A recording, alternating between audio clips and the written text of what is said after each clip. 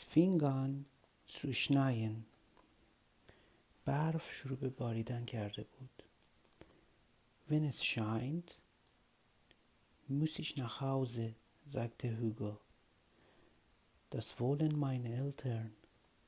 Hugo گفت وقتی برف میاد من باید برم خونه.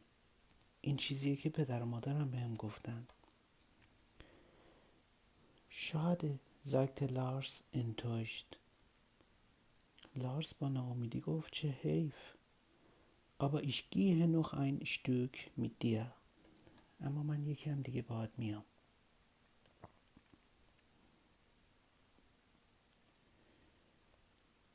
Es scheinte immer mehr und wurde immer dunkler. برف شدیدتر شده بود و هوا هم داشت تاریکتر می شد. Mühsam tappen die beide weiter. اون دو به سختی قدم برمی داشتن.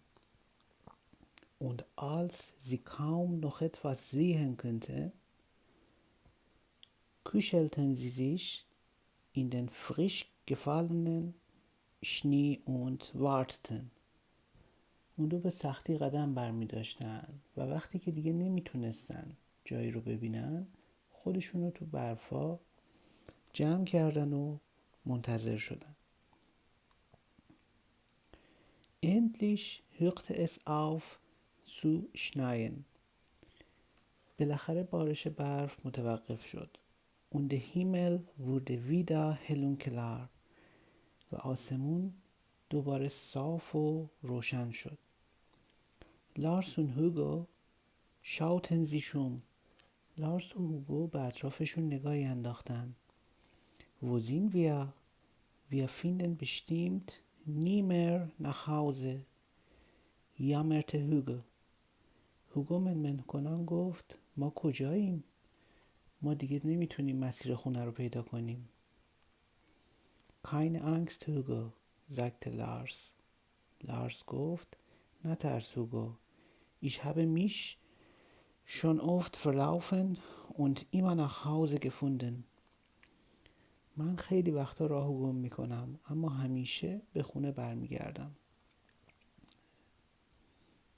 Ich habe Hunger, sagte Hugo leise.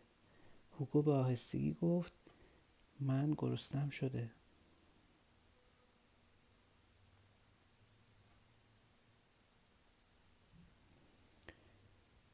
Plötzlich hören sie ein lautes Rasseln.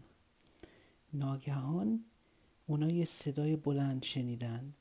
Sofort versteckte sich Hugo im Schnee. هوگو به سرعت خودشو تو برفا پنهان کرد. Du bist ja ein Angsthase, rief Lars und lachte. لارس با خنده گفت تو واقعا یه خرگوش ترسویی. Komm raus, das war doch nur das Schneemobil. بیا بیرون، اون فقط ماشین برفی بود. Was war das? fragte Hugo aus seinem Versteck heraus.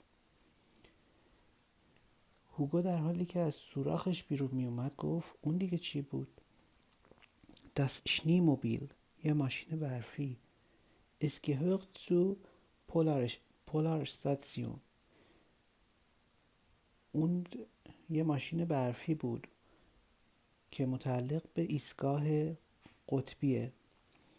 Mein Vater ist schon oft mit mir dort gewesen. من و پدرم خیلی وقتا اونجا بودیم. Und wir haben leckere Sachen zu essen gefunden. و ما خیلی وقتا چیزای خوشمزه‌ای برای خوردن پیدا می‌کردیم. Komm mit. Von dort kenne ich den Weg nach Hause. بیا بریم. من از اونجا مسیر رفتن به خونه رو بلدم.